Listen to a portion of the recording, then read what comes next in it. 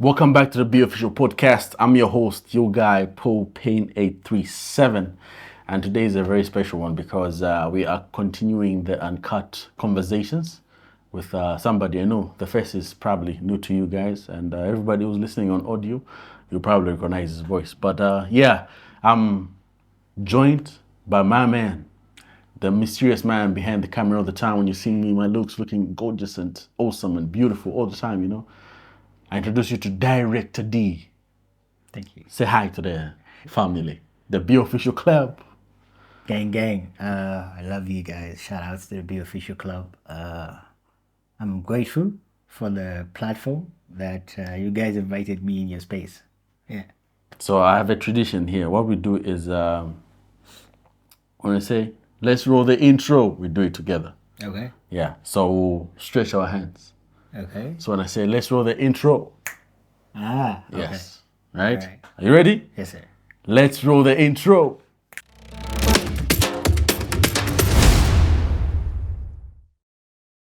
Welcome back to the BeOfficial podcast. So today, just like I told you, we're having the uncut version, uncut conversations, you know, with my man's Director D, and it's a little bit deep today, you know. So we're going through a song titled Back in the Day. Such a special song, you know. So it talks about a lot of gratification, you know, and just looking back and thanking God for the grace and, you know, his mercies and his blessings throughout your life, you know. So, because sometimes we are blinded with how rapid things are moving. So we'll get to ask each other some little questions, you know, that will just, you know, unveil a little bit of where we come from and, you know, just looking at the things we've all achieved in our different spaces. So, it starts now. So, Let's get into it. are you ready? As ready as I can be. Awesome. The rain has also started raining. Yeah, funny. Yeah, man. So, can you take us back to the beginning of your journey? What were some of the initial struggles you faced? Well, I think we can take it to, I think, let's talk about my career first. Mm-hmm.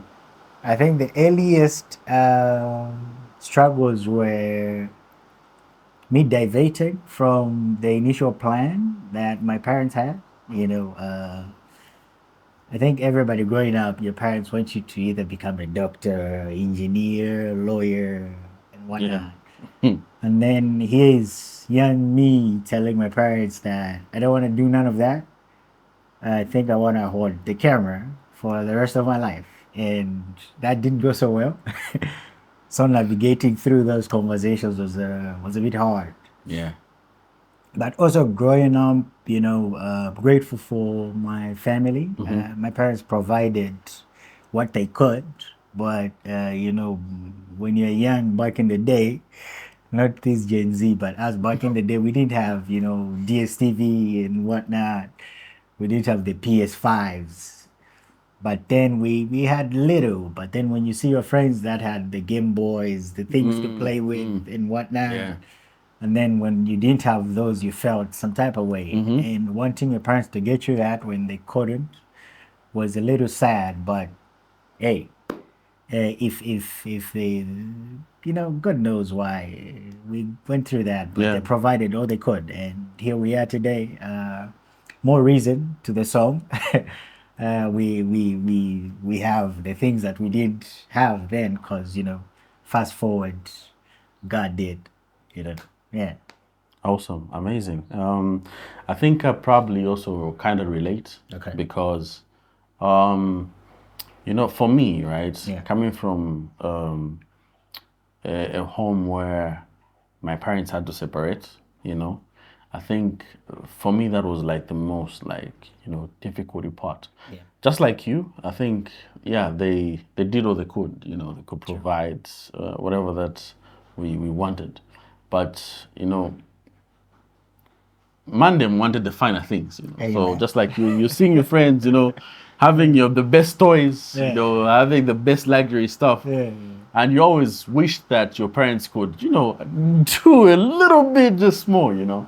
So for me, I think kind of pushed me to the edge to a point whereby I started stealing money, just to get the things I wanted.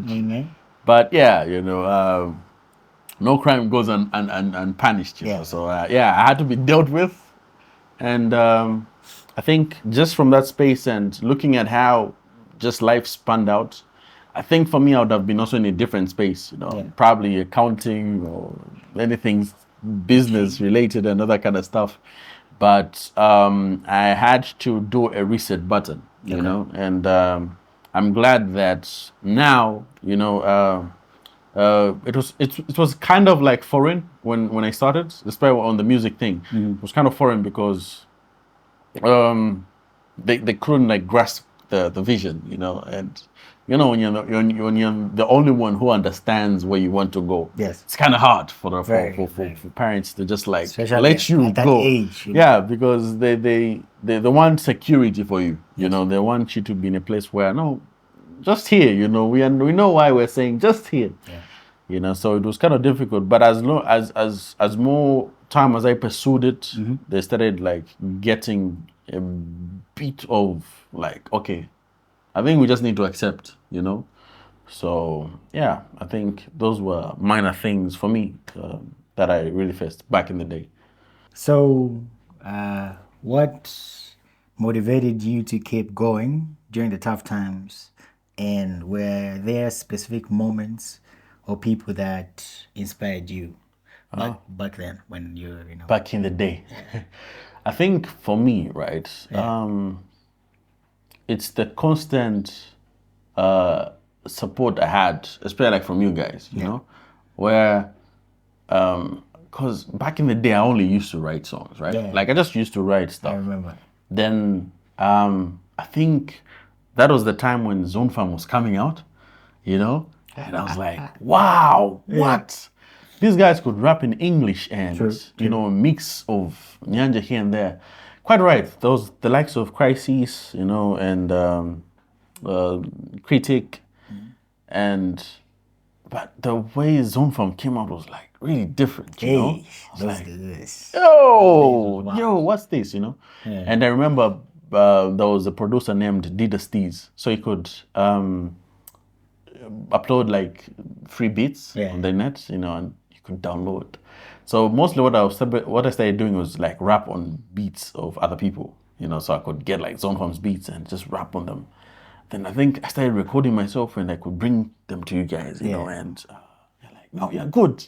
Even though I was trash, these niggas could just like put a little bit more of like, you're good, keep on pushing, So I think for me, looking at the people, I think it stems from you guys because I think, we all suffer with that inferior complex where you just hold back and you're self-doubting, So I think that really helped me. True. And those were kind of like some moments that really spun something like some motivation to just like keep on going. Yeah. I think to highlight on my part, the toughest what motivated me to keep going. I think seeing the people that had gone before me, especially in my space, as a filmmaker, as a content creator, the people like Kenny Mumba. I think if you're in the digital space or the media space, then you definitely know that name. Shout outs to Kenny Rock. It's been doing the most since back in the day, and he's one of the people that kind of, you see them do what they were doing and then they keep going. And then also shout outs to the man that put me on, the Orlando guy. Because he sparked a fire in me and put a camera in my hand. And since then, here we are today, still creating content. So even when I thought, it's all hell after this, but then a quick reminder to the people that you keep close. I'm grateful for you because I think many other times for me, my worst enemy is my mind. So you find that days that I wake up and then I feel like I don't want to do this no more, and then you always come through and holler at me and throw some throw some sense in me, like, yo, let's keep doing this, you know. So the people that I keep around and the people that I see that are still putting out content from back then and they're still doing it now. So I'm Yeah. like, wait, if those guys from the old days, if they can still be, you know, creating, keep on, you know, putting out content, then so can I. So yeah, the community around me and the people that have gone before me who are still doing it and giving it all their best. So that's what kind of keeps me going too. Awesome. Awesome. How did you overcome self-doubt and setbacks along the way? Overcoming setbacks and what? Self-doubt. Self-doubt. Okay, I'll tackle self-doubt. I think I understood earlier on that comparison kills. So I stopped comparing myself to other creatives. Instead, I was being inspired earlier on, always from the people that went before me. So every time I looked at my my colleagues, they were not competitors, but people that I learned from. Because for me, learning is a continuous process. So I'm always curious. So I always ask questions. Till now, I always ask questions. I want to learn. So it's never about competition, but learning. And realizing that I'm my own competition. So my goal is to make sure that I'm better than I was yesterday. So it's never to compete with anybody, but get better in my own craft, in my own gift. So meaning keep learning and no comparison. And setbacks. I think one thing you understand as a firm believer, I would say that God gives us everything that we need, not want, but need. So earlier on, I think in his career, in my career, we never had much. Thank God for what we have today. But earlier on, we never had cameras, we never had lights, we never had Shure mics, we never had Apple, we never had none of that. But through the grace of God, we did the best with what we had. So I think because of the work ethic that we had, that's why we're able to be where we are today. It's because we put in the work. One thing people don't realize is back in the day, hashtag back in the day. Back in the day, we were shooting from. He had an iPhone 6S, the small one.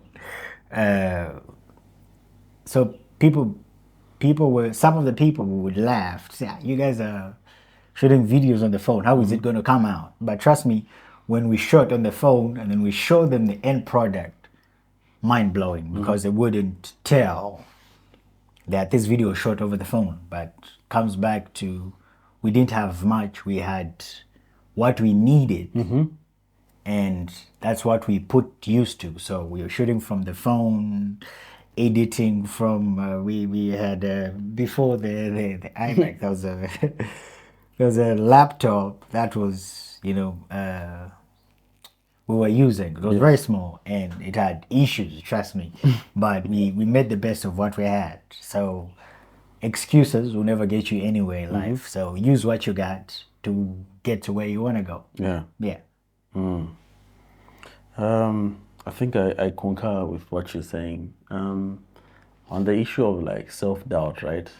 I think mostly for me, moments like that could spark in, like especially where you talked about comparison, like I could look and see my fellow artists, they're shooting high budget and music videos, they have the best studios, they they have all these things, you Yeah. know, and looking at the stage I was at, you know, never had even like our home studio and all that kind of stuff.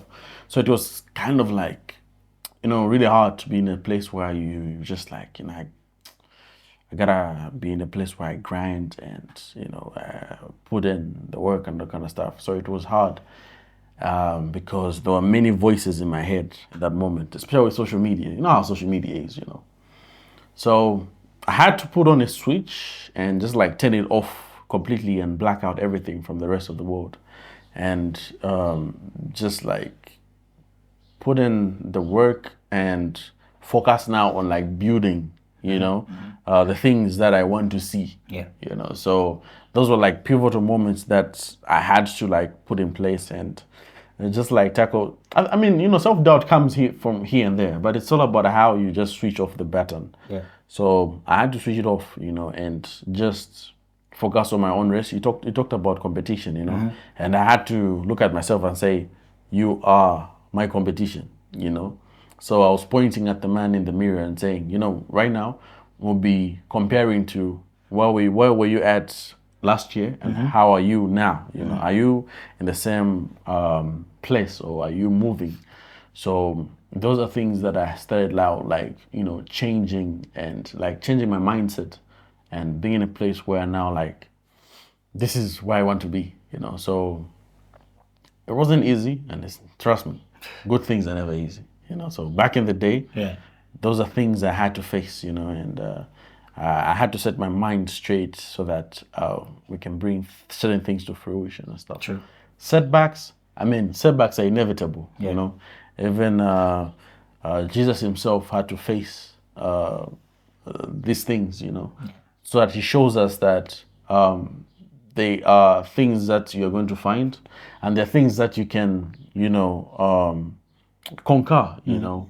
So setbacks have always been there, but the mindset is always fall 7 times and rise, you know.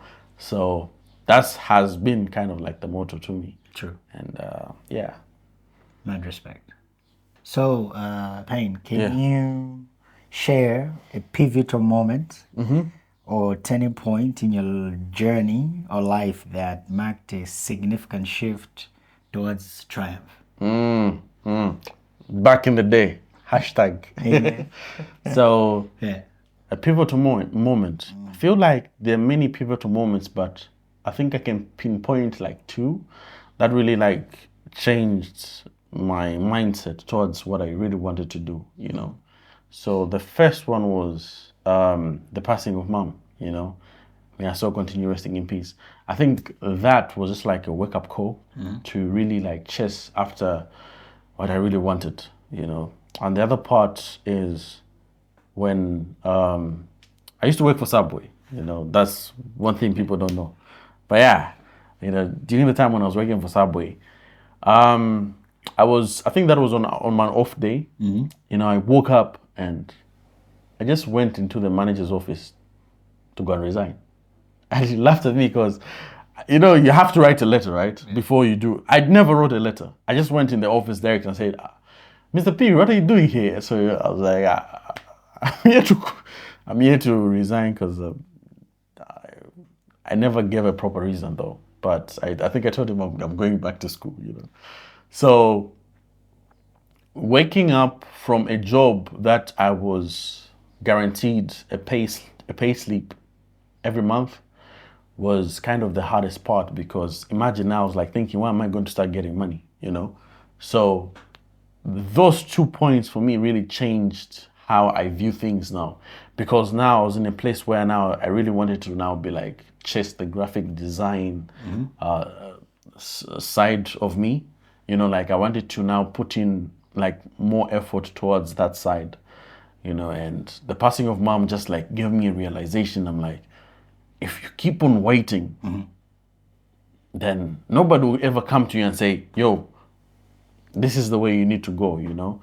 I bet every time the realization has to come from you. So that's the pivotal moment that you always need to have on your own, like understanding, saying, You are the only person who's going to rescue you. You know, people might come to your aid, but by the end of the day, it's all up to you. Like, how badly do you want this? You know, so I had to take a U-turn and just say, you know, I think this is the direction that I want to take. And thank you to the fam for always holding me down, because I wouldn't have done it without them. You know, so yeah. Did I miss anything? No, I think you pretty much Okay. highlighted a lot. I think for me, my pivot moment, I think like you earlier alluded, is there are a lot of pivotal moments. I think every time you do something better than you are doing before, that's a moment to celebrate. But I think for me, I'll take it back to when I told my folks that I think I wanna pursue this. I think I remember those were uni days. They were not so thrilled. And then later I continued pursuing, this career. But then fast forward, when the money when the money started to show, slowly they started adjusting to what I was doing, and then they started kind of got a keen interest now, asking like, so what is this that you guys do? Yeah. What's involved in all of that? So my parents adjusting to what I do now, Okay. which was kind of a life-changing process, and also I think a triumph with working with the people that I looked up to. I think something that you've always been on my neck about is me posting content on my page that I feel lazy, but I think this year I'm gonna do more of that. I think if not all, I think I've worked with all the people that I've looked up to in our industry, in the creative space. Yeah. So having the opportunity to work with everybody that I looked up to was life changing, man. Model. And had the opportunity to be on a project, and then the project involved Kenneth Kaunda, R.I.P. before he died, and then having a chance to meet him, That was dope. that was life changing. Yeah. Yeah, That was dope. that was life changing. Those so moments like that kind of make me look back and say, maybe I didn't make a wrong choice. God has a way of navigating us through life, and we get to meet people that we've never met. Trust me, if I was in a different workspace, if I tell you the people I've met, the people I've interacted, if I were in different workspace, I would have not met those people. Nada. But because I went this direction, I've met CEOs, I've sat with CEOs, with big people that man, Speak your talk. Talk your talk. it's that's why I say it's only God alone. That's why they say we make plans and then God laughs. Yeah, that's true. So being able to meet these different people, being able to be on these different projects with big creative people, kind of humbling. So I think every time I step back, I'm humbled. Yeah. Mad. Were there any unexpected challenges that arose during your journey, and how did you navigate through them? Challenges are always there, but it's how we deal with challenges. I think the first one was I jumped into this creative space with zero experience, so that was hard. I think as most of you may not know, I'm a graduate from the University of YouTube. Graduated with flying colors, like him. and most of other creatives, because in Zambia we don't have. I think it's now that they've started, film schools.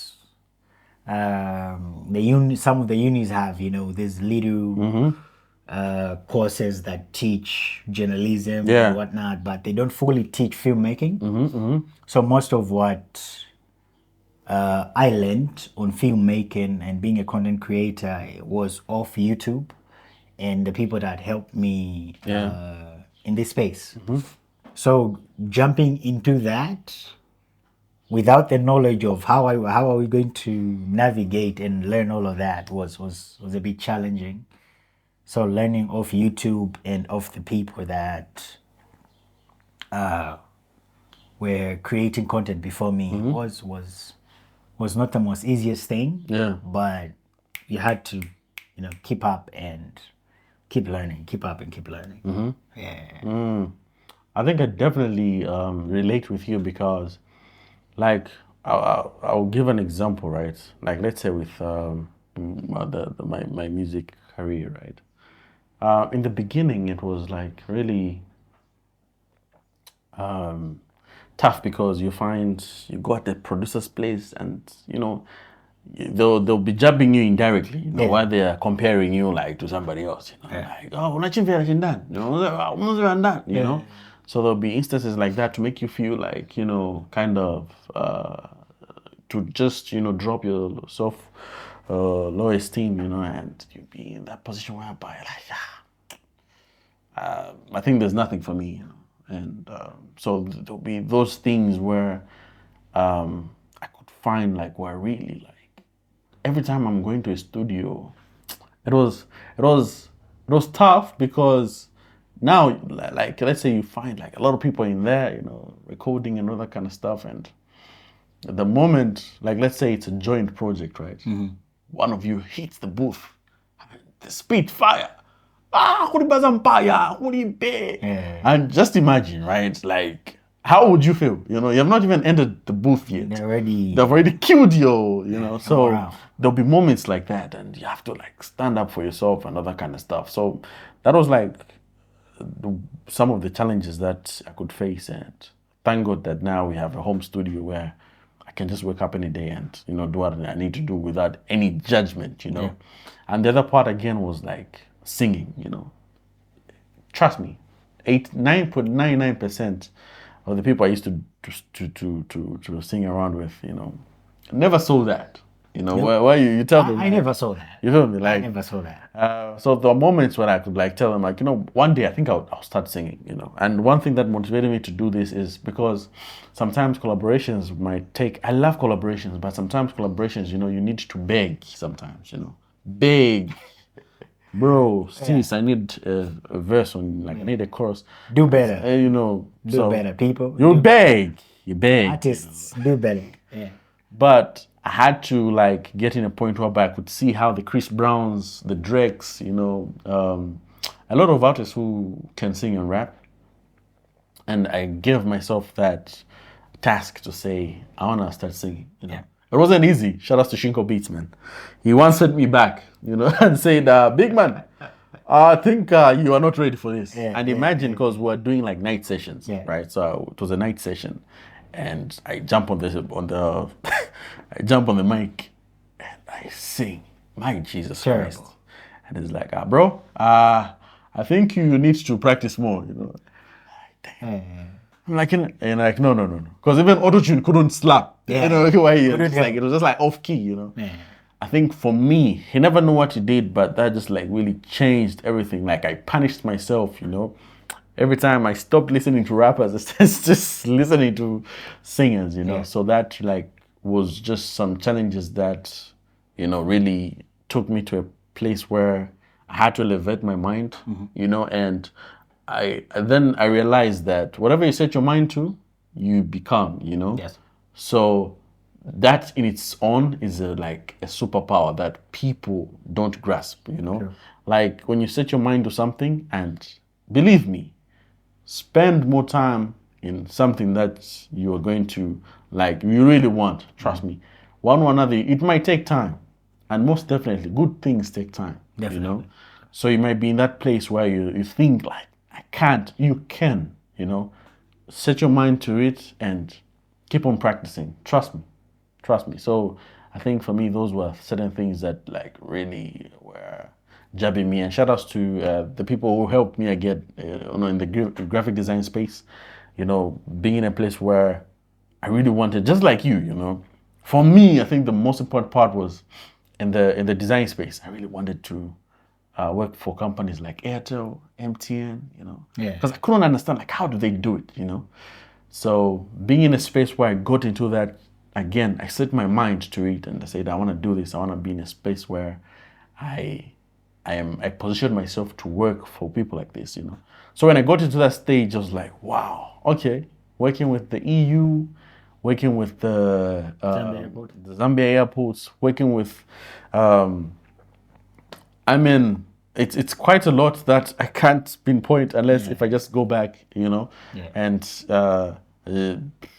see. But I think I've also come to a place where I'm like, okay, this is cool, and now we're on a path where we just like, get into a place where we're challenging ourselves. True. Get into a point where we want to see ourselves, because we've seen how the industry works and we've seen how certain people work, and it's just being in a point where by now we are pushing ourselves towards that space where we like, okay, cool, this is a new challenge we've set for ourselves, because in our different spaces we challenge ourselves to get to certain spaces where we work with like idols, the people we look up to, companies that we want to work with, and we've done that, and now we're at the stage where we're like, okay, it's now our time, so that's back in the day, and this is part one back in the day. So next week you'll be watching part 2 of it, and we'll continue with the mission. Let us know what you think. This is a new series, probably not new. We started the podcast with this series, so we just want to continue it. Let us know what you think, and please go and listen to the song Back in the Day. It's out now on all digital platforms. Don't forget to subscribe, like, and share with a friend. And shout outs to everybody. The giveaway is still on, every month. We're still doing this, bigger and better. So this month we want to see who's going to rock out with us again. More highlights will be coming, and we'll be sharing more with you guys. So like, share, follow us on Facebook, Director D, Popene27, and I don't know if you have any closing remarks for. I think just one last thing about the song. Back in the Day, I think Back in the Day is for everybody that has a story to tell from your underdog stage to where you're at. As long as you've triumphed in whatever field you're in, you might be a makeup artist that had nothing and now you're doing maybe a business person that you had nothing but now you got something to thank God for. Might be a homeowner, entrepreneur, business, a farmer. Everybody has something that they're grateful for. When you see where you came from and where you're at, Back in the Day, it's a song for you. Back in the day could afford this. Peace out. Thank you so much. Bless.